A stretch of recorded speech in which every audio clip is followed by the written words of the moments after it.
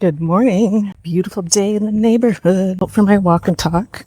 I've actually been walking for a little bit already today, contemplating on what I want to process out loud and to share with everybody. And I think I finally dialed in on something.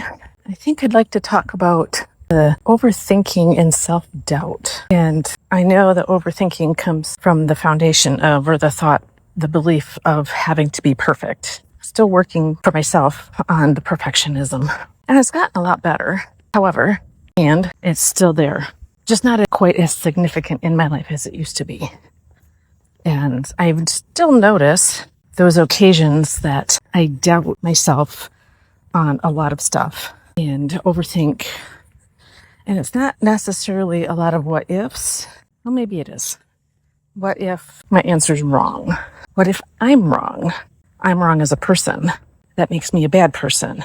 And I have attached I'm wrong to an identity level. I've made it an identity statement. It's not that the answer I gave is wrong, or the thought was wrong, or the behavior was wrong. It's I'm wrong. And when we make that an identity level statement, and we keep telling ourselves that over and over and over and over again, we create the belief that I am wrong as a person. And when someone doesn't agree with us or tells us we're wrong, or when we overthink and doubt, we believe we're wrong as a person. And we reinforce the shame that we're wrong as a person, which leads us into a perpetual cycle of reinforcing the shame. Shame begets shame. And the more we have shame, the more we don't want to feel it, the more we try to protect ourselves from shame, the more we reinforce the shame, and on we go. I can now see for instance, let's say I can now see it in my sister's behavior. We had a disagreement about her not wanting to come and celebrate my stepdaughter and myself. And that sounds selfish, maybe. She didn't want to come celebrate at the baby shower for my stepdaughter becoming a new mom and us becoming grandparents for the first time. And I had talked her into coming, which I believe I shouldn't have had to do, but in my mind, as soon as she got the invitation, she immediately didn't want to come. And I've talked about this a little bit before in other recordings. The day before, the evening before the baby shower, she calls and she says she's not coming because she now has to stay home with her husband's sick dog because he chose to go up north. And they've known for 3 months that this was the weekend for the baby shower, but he chose to go up north that weekend. And she had to stay home with the sick dog because they couldn't get the dog in the car. I didn't react very well to it, I admit. However, in the moment, as she's telling me she's not coming and her excuse for why, she blew right past her not coming into feel sorry for me because now I have to stay home with the dog who can't get up and walk to go outside, and I have to clean up after the dog in the house, and all of those excuses about the sick dog and how sick he is. She didn't give space to acknowledge that she wasn't coming, to apologize for not coming. And this was, in my mind, her excuse for not having to come because she didn't want to come to begin with. Now, I have my own set of shame and guilt in the reaction that I had in that whole process, and I'm working through that. But as the example for the shame begetting the shame, she feels guilt and shame for not being able to put family first, which is a big value for my immediate family, but they don't know how to act on it. So she has made it my fault for reacting the way I reacted, for being mad at me and not reaching out to me since then to talk through things, because she has to push the event away because she feels she doesn't want to feel the shame in how this all played out. Now, I could say the same about myself. And I hope that that example gave you an insight into how it's shame-based behavior. She can't be around situations or people who will make her feel the shame, so she has to push them away. And she has to find those ways, her unconscious mind has to find those ways for her to do that, to feel safe, so she doesn't feel the shame. But then it creates more shame, so she has to continue the cycle. I have my own cycle. Other people who have shame-based identities have their cycles as well.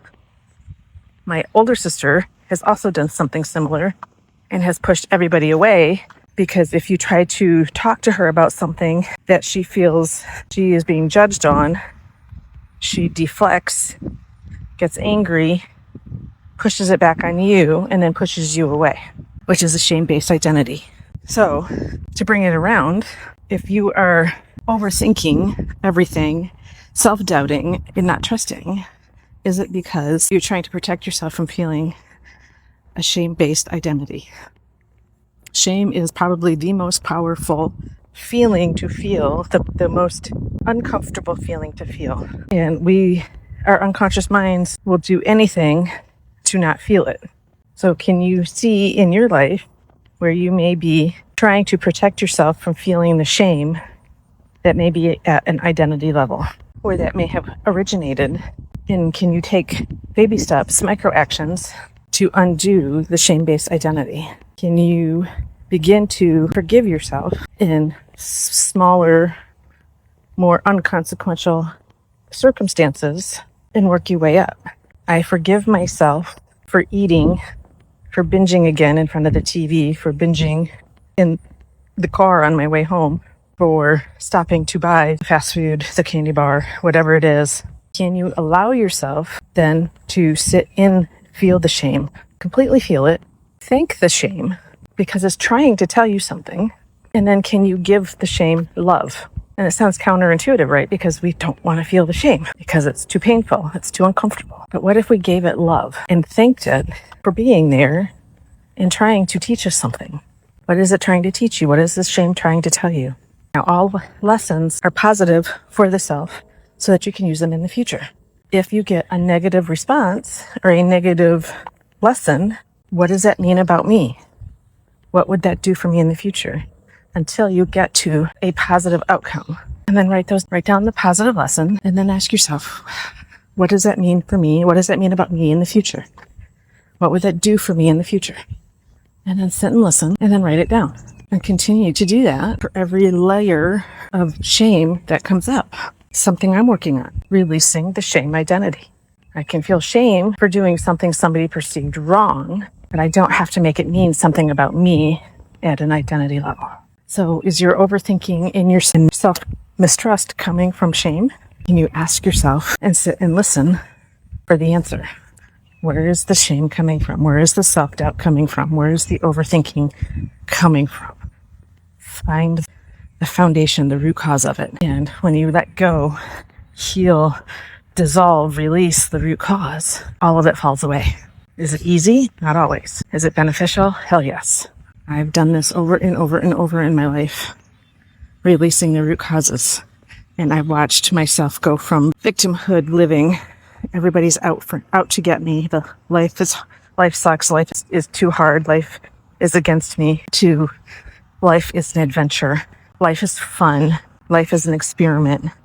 I get to practice new things in life and see them unfold and create new and beautiful things, instead of so-and-so did this to me, I can't believe they did this to me, why is this happening to me, this sucks, life is hard. I've released so much stuff that now life is an adventure, and I wake up grateful for every day, every experience. I love how my life is unfolding now. So I wish that for you, and I hope that you practice these things that I give you. I would love to hear about your experiences. Can you put in the comments a micro action that you're going to take today, that you commit to yourself to doing? Put it in the comments. Can you share if you've tried some, where you're at now, what the results were? Can we give other people what's happening in your life, that it may be happening in theirs, something to look forward to that they may use to improve their life?